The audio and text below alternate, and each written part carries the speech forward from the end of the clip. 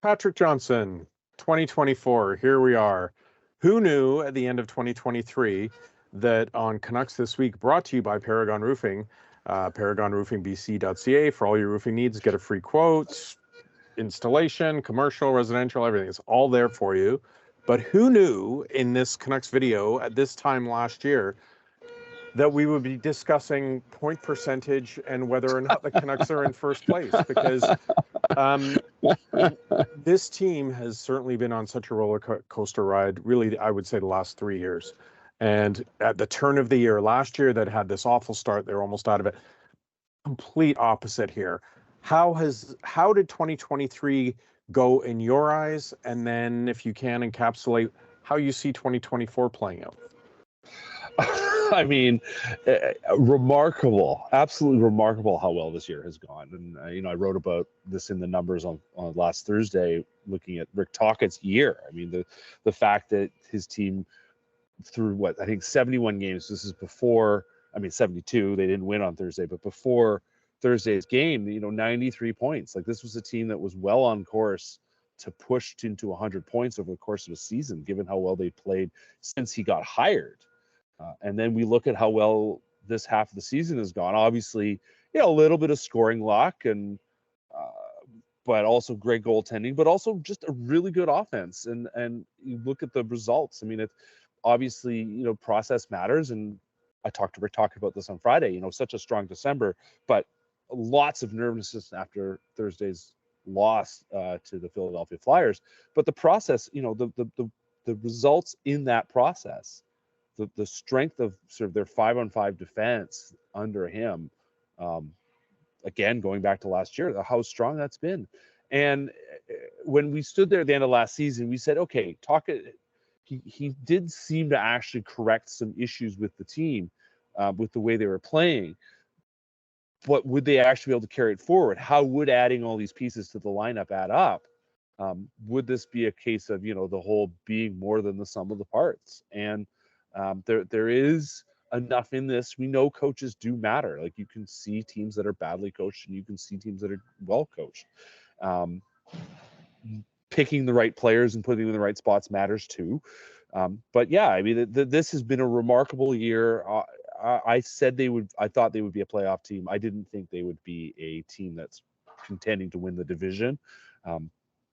They're in that position. They have a lot of work to do to make that happen. But to be even in that position to talk about is incredible. And and sort of the second half of your question, looking forward, you can see where the gaps are in the lineup. Like, this is a team that's played well, but Phil DiGiuseppe, at least based on Friday's practice, back into the top six, he has one goal. Or one goal in the last however many games. Like you need to find a player who's better than Phil DiGiuseppe and probably better than Niels Höglander. Niels Höglander has been a very good player in that role. Has more scoring talent than DiGiuseppe, but on the whole, you need a more impactful two-way player. That is what's going to make this team better. If that's the kind of thing they need, they would like to find another defenseman. That is going to make this team better. And so now you look forward, and will they be able to win the Pacific Division? Will they be able to be in the conversation as a Stanley Cup contender? They need to add players. And so that's what we're looking forward. That's what we're looking at, and that's what we're trying to figure out. So I think the point you make is massive there in terms of the impact of a coach. And that, to me, like, especially in the sports that play so many games, it's a consistency, right? Like, right. We've seen what's played, even going back to Travis Green, they had their moments where they would look like, okay, because you go back, any team that has Pettersson, Hughes, Miller, Besser is going to certainly has enough sort of top end talent. It's the consistency in the performance where you're not looking for the bad month or the bad 2 months. There's always going to be bad games, right? So this is the thing with Rick Tocchet. What I find fascinating about this team is people, when he was hired, was like, oh, this is Rutherford hiring one of his buddies. He hasn't had success in Phoenix. But honestly, when you actually listen to him and then you see the results of what happens on the ice, whether that's benching a player, whether that's talking openly to you guys about it, which is so rare in hockey these days, it seems to me like there's a bit of a different recipe here. I would be stunned if we saw this team, unless it was linked to a couple of bad injuries. I'd be stunned if this team had a bad month. You're way closer to it than most. How do you see the makeup of this team? and how it sort of polices itself and what it brings to the table every day. Well, that is now the conversation. And I think it is a bit of that, it is so much more fun to show up to the rink when you're winning. I found myself thinking the stretch where they have a lot of practice time, one game in 9 days between, off days at Christmas, practicing Friday, Saturday. It sounds like, likely taking Sunday off, back at it Monday, playing Tuesday, then going on this long road trip. The time they're in right now, if they weren't winning, this would be a tough slog, right? Like, you think of the flip side. How would it feel? It's hard enough to cover the team when they're losing, and God knows I know about that. I can only imagine how hard it is as a player, right? Like, they're dealing with all kinds of sort of internal drama. Who's going to be in the lineup? Why can't we win? So here they are, they're winning. Like, overall, the process has been pretty good. They still need to work on stuff, as Rick Talk had quite clearly. But the overall picture being that this is a team that is doing the good things. They're overall the team's good, but they need these reminders that you have to press the game. You can't get pressed out of the game, and that's what happened against Philadelphia. Like, that was a team that, no secrets to how John Tortorella teams play hockey, right? Like, they come hard at you. They don't give you a lot of space. They make life difficult. They block shots. They're really gritty, aggressive hockey. And the Canucks had a number of opportunities to score.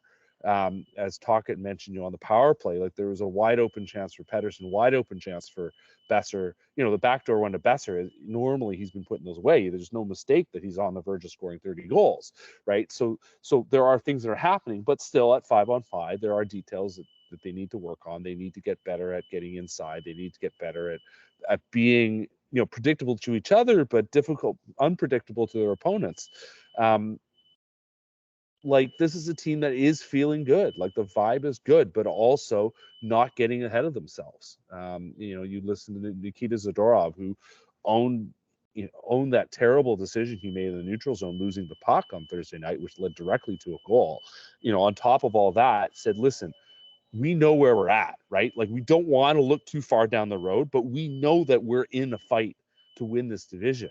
And playing the way we did on Thursday night, when we have to face LA, Vegas 7 more times, that's 7 games they could run away with the division, or that's 7 games where they could fall well away and then kind of peter out in the playoffs. And that's kind of where their mentality, or that really is where their mentality is that they are thinking about the fact that, okay, we've built ourselves to this, but we need to get there. And we need to raise our levels, all that kind of stuff, any cliche you want. But the truth is that they just need to find a little more in their game. Their base is good, but they need more.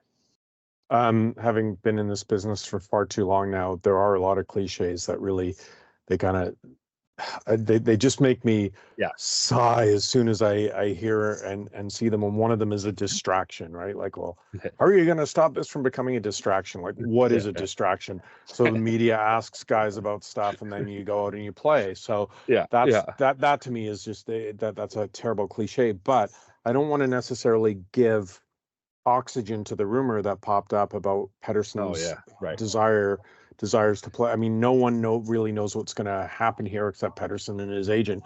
I don't even think the Canucks do. They can throw every penny that they can afford at him, and still, if he doesn't want to sign it, then he doesn't have to sign it. But without specifically saying, "Oh yeah, I heard he's going to Chicago," where do you think it is with him in terms of what his hopes, dreams, and desires are? And how you see this playing out, because I don't believe in the distraction part of it, but I do believe that if you're pissed off or you're not happy or you have your eyes somewhere else, it can impact your on-ice performance. I don't think we've seen that from him so far. Yeah, I think he plays it careful. I think people are paying attention. You can see when he has a scrum with us, he is being careful. And I'm sorry about the beeping. I'm at Rogers Arena. They're servicing the big screen. I'm just seeing mini me in a service cart trying to turn around in the alley. Literally, there's a service. They're checking all the panels down on the big screen. But anyway, listen, talking about makes it authentic, right? Patrick. It's Makes it authentic. There's noise. There's noise in the environment. Outside noise, and you're still focused. And someone's turned lights on over me too, as well, which is kind of fun. The thing with him is that he really does. These guys do their best to ignore what's going on, but stuff seeps through, right? Especially if you're not JT Miller and you have no kids. I think one of the advantages that the guys like JT Miller, Tyler Mallard surely have is that they're parents, right? Like, you're a parent, you know how much time you come home from work, like, you know how much time your kids do not care. They want you, right? So that is, I think in many ways easier to ignore. I mean, certainly I can tell you that it's easier to ignore social media when you have young kids. Pettersson, listen, he's living his life. He's out there in the environment. I'm no doubt meeting people. People are asking him, blah, blah, blah, blah. He's the center of attention. And that's, whether you want that or not, it's going to be a challenge in your life. I would say, on the whole, like, he's not scoring at the rate he was at the beginning of the year, but he never was going to. He was definitely dealing with some injuries earlier in the year. I don't think he's dealing with them now.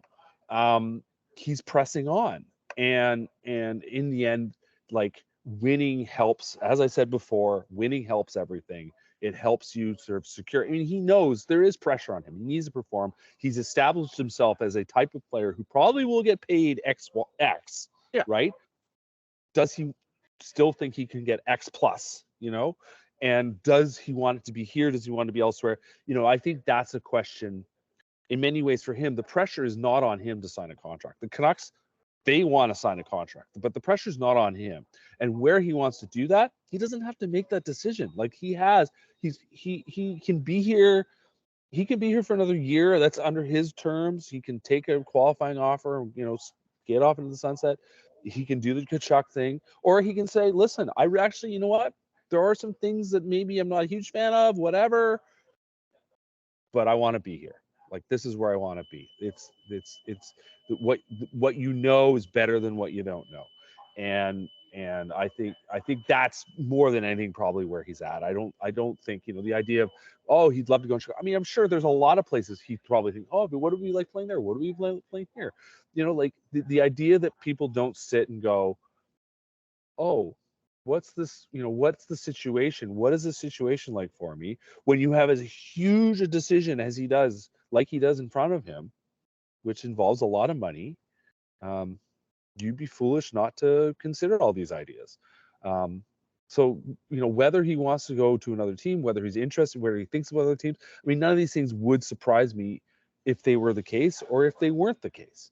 But I expect that he is thinking about these things all the time. So, I mean, we are going to hear his name pop up in discussions like this all the time until he signs his next contract. Yeah. And that's the nature of the beast. He is not the first player to be in this situation, and shockingly, in the cliche, he will not be the last.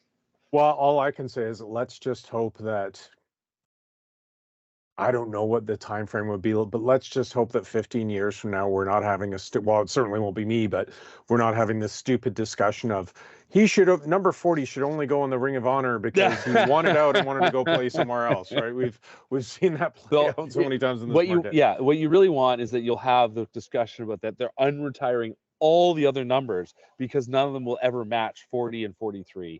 And that's where we're at. And they've won 10 Stanley Cups in the next 15 years. And this is, Scotty Bowman, blah, blah, blah, blah, blah. That's where you want to be. And Paul, we'll have you in. We'll set you up at the end of the bar. We'll make sure there's a nice cold pint for you. And, maybe we'll send you some pretzels once in a while. Make sure you're still alive. And, things will be great. It's just fantastic. Yeah, we'll be having these conversations like, well, actually, it's a bigger honor to have your picture and your name up there than just, anyway, it's so dumb.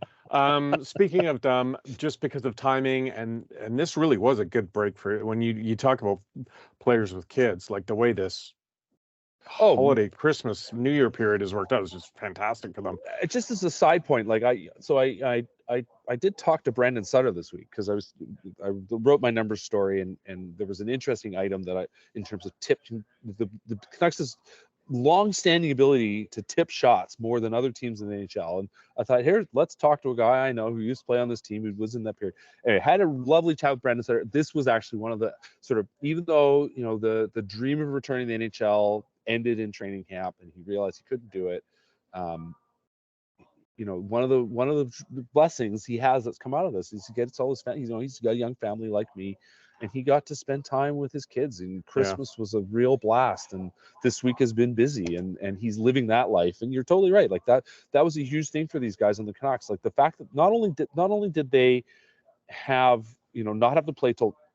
Not only did they have the days off, but they didn't play till Thursday, right? So like, and they were at home before and at home and they were home after before, the and so break. they, you know, they got to practice. You know, they practiced on Wednesday, but like Quinn Hughes, like I asked him, and he said, you know, he got to go home for 2.5 weeks or 2.5 days. Like it was, he had all these guys got to spend time at home, whether it was here or, you know, where their family is, and it was a big deal. Like that, like emotionally was a big deal after such a long run of hockey too, right? Because they played the most games from the beginning of November to Christmas time. You know, the Canucks have come through all this in a really good time, and they're now set up ahead of a, you know, I think a tough road trip, but overall pretty much easier to manage schedule than they did in the first half of the season. So we'll revisit next week, but when you look at that, what the run of games they have coming up, and it's you know, it's Ottawa, and then you're on the road, Blues, New Jersey, back to back, of course, famously Islanders and Rangers, Penguins. Like, what do you? Let's again, we'll revisit next week, but on that road trip. This biggest of the year, right? It's a 7-game road trip plus those. How many of those do you think they'll win on the road trip? Yeah. Well, I mean, they've got the Senators. I mean, first of all, the Senators are flying. It's their first game after to start a road trip, right? So I think that's a win. I think St. Louis has to be a win because just the way things have gone. The triple header in New York is going to be tough, right? Like the Rangers and the Devils. I mean, the Devils have been not as good as people expected them to be, but still, you know, that's a home game, going into the Big Apple, a team that, you know, the Canucks probably should have beaten but didn't. We're frustrated about their loss. You know, to me, that's a toss-up. I think they're going to lose into the Rangers. The Islanders, they, you know, obviously going to play up against Bo Horvat, but we saw how they were the better team than the Islanders. They should beat the Islanders. So, you know, Penguins, Sabres, Blue Jackets. I mean, it's a long trip. They're not going to win all the games they should win. You know, I think they'll go like, I think on that road trip, I think they have a good chance still going 5-2. I think they'll beat the Senators, and then I think they're going to go 5-2 on the road trip. I'm not necessarily going to pick which 5 games they'll win. But I look at it and I go, the way they're playing, the opposition they're lining up against, the fact it's actually not that tough of a travel trip once they're in the East, I think they're well positioned to take 5 wins out of those 7 games. We're on the same page. I see them beating Ottawa and then winning 5 on the road trip. So and then we'll be all excited. But we will revisit that next week because we'll only be a couple of games into that. So what a boring discussion. No, it's good. I mean, we've been doing versions of podcasts and videos for the last, you know, 10 years. And I still remember, you know, Ed Willis going on about this is the year Benning has to get it right. And then we're like another 5 years after that of the same thing. So it's nice to have boring, predictable, hey, and then we'll start to talk about playoff matchups not too far away because they're pretty much at the turn, you know, a handful of games away from the midpoint of the season. So it's good to see. So, Patrick, thank you for this. Thank you for all your work all year. Everyone, subscribe to our newsletter, Canuck Report. You get all our Canuck stuff, videos, stories, everything delivered to your inbox. Theprovince.com, VancouverSun.com. Follow Patrick on his socials. Lots of scoops there, even some that get people angry. We'll leave that there. Thank you to Paragon Roofing, ParagonRoofingBC.ca. All your roofing needs, and everyone, Happy New Year. We will talk to you next week.